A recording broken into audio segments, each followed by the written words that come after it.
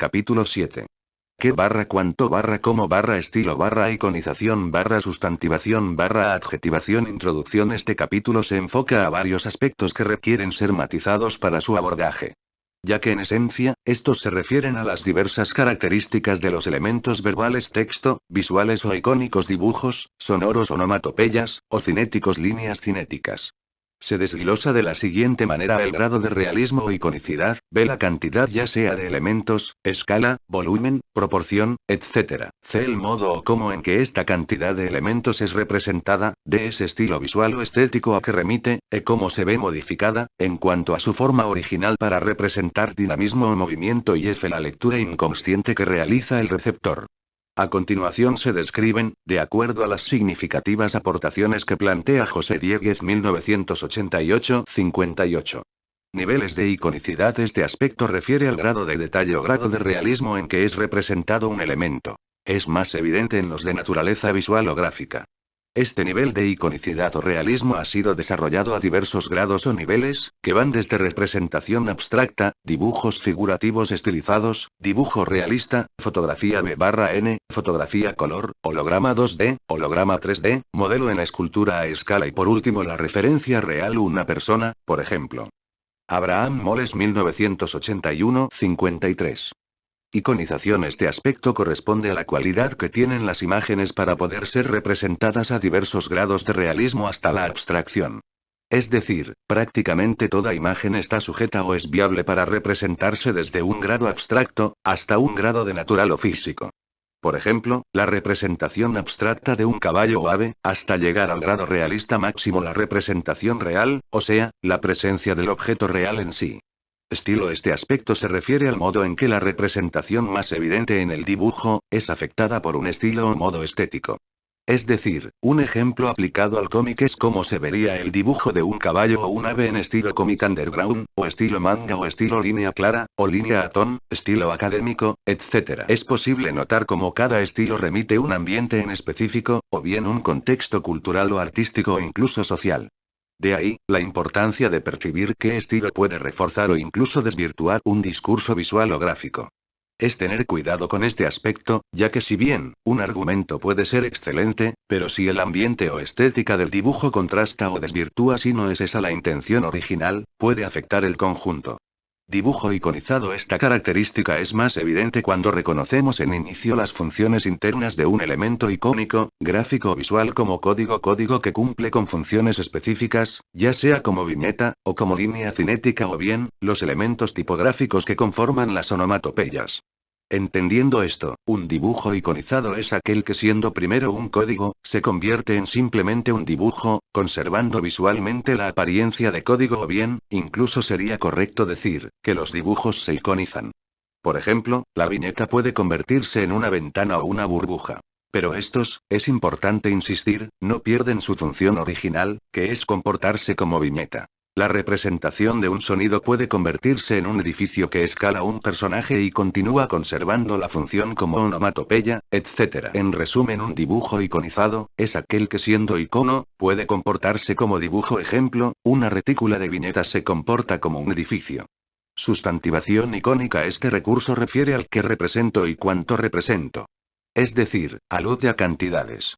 Ya que en determinadas partes de la narración se requiere reforzar sensaciones por medio de la cantidad de lo representado, sean objetos o estados de ánimo, por medio de lenguaje corporal o gestuarios. Esto es muy evidente en cualquier tipo de historieta.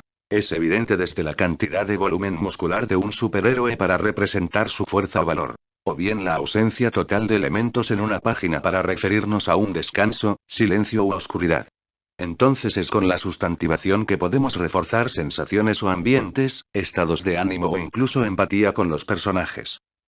Adjetivación icónica. Este recurso refiere al cómo, modo o manera en que represento, exagero o minimizo una representación gráfica, un dibujo, para generar dinamismo o suspenso psicológico. Cabe recalcar que el estilo o estética del dibujo aquí no es lo mismo necesariamente, este punto ya se planteó en el bloque de estilo. La adjetivación icónica consiste en el modo en que los elementos cinéticos y fonéticos representan movimiento y cómo son afectados o modificados los dibujos por la acción o las emociones por ello. Es más evidente en el grado de dinamismo mostrado en los personajes, gestos, objetos o incluso los fondos. Una aportación importante y significativa de José Dieguez 1988-59, plantea que absolutamente todo lo contenido tanto en viñeta como en página es personaje. Incluso elementos inanimados, como ambientes, fondos, paleta cromática o estilos de representación. A esta complementación de todos los elementos, le denomina analogía perceptual. Entonces, es necesario reiterar, que como generalmente se plantea, no solo el elemento humano o con antropomorfismo mezcla con características físicas de animales, es personaje, sino todo lo que constituye el contexto de la viñeta y de la página. Ejemplo de cómo influye el fondo o último plano en la lectura de la viñeta. No es lo mismo una pareja de novios en la banca de un parque con fondo a un día soleado con mariposas y flores o día lluviosos con rayos y murciélagos. Forma y su lectura inconsciente. Partiendo de lo anterior, es como podemos percibir la importante contribución de José Dieguez al reconocer el qué, cuánto, cómo, modo de la representación visual influye significativamente en el ambiente de una narración gráfica, ya sea reforzando o incluso desvirtuando el discurso del proyecto narrativo. Viñeta, composición de página, tipografía. Entendiendo que todo es protagonista en un proyecto narrativo, es necesario distinguir que, aunado a lo anterior, se suma como elemento protagónico que puede desvirtuar o reforzar la narración, la forma de los elementos que utilicemos. Por ejemplo, los tipos de composición, tipografías, formas de las viñetas, globos, etc. Sensación de dinamismo como parte de la adjetivación icónica y cómo, modo o manera representan los elementos. Se reitera que un elemento significativo que incide en la sensación de dinamismo es la distancia entre la línea de piso y los elementos dinámicos. Es decir, a mayor dinamismo, menos estarán tocando la línea de piso los objetos o personajes implicados. Esto se refuerza además con la suma en la elección de tipo de plano, encuadre, angulación, perspectiva, etc., todo ello, con el fin de reforzar el efecto en el diseño de la viñeta y la página, así como en el tempo o velocidad psicológica de la narración.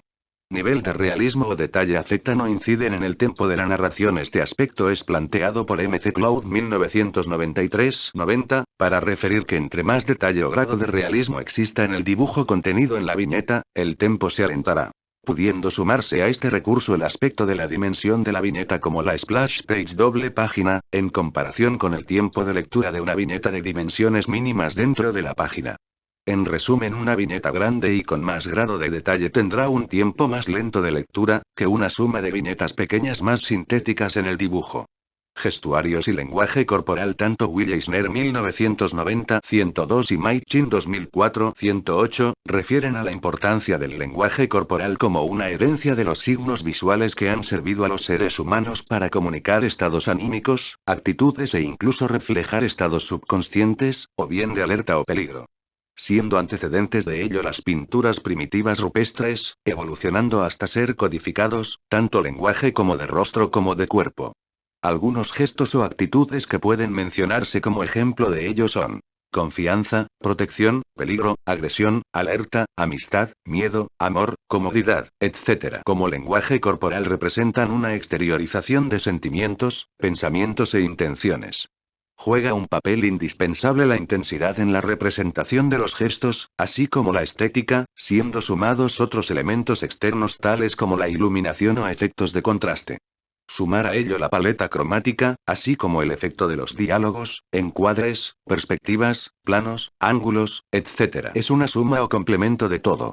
Iluminación y efectos de contraste. Un aspecto que liga, enlaza y suma el modo de representación es la iluminación, ya que desempeña, refuerza, minimiza o incluso desvirtúa aspectos psicológicos o dramáticos del proyecto narrativo. En el aspecto de la iluminación se ven implicados recursos como simbolismos estética, contextual, temporal, discursiva, conceptual, ideológica, etc. Intensidad de la luz, así como su elemento contrario, la sombra, ambos se complementan. Luz y sombra. Así como la dirección de la luz, intensidad. En este recurso de la ambientación a partir de claroscuros y es vital el juego y variaciones de juego de contraste.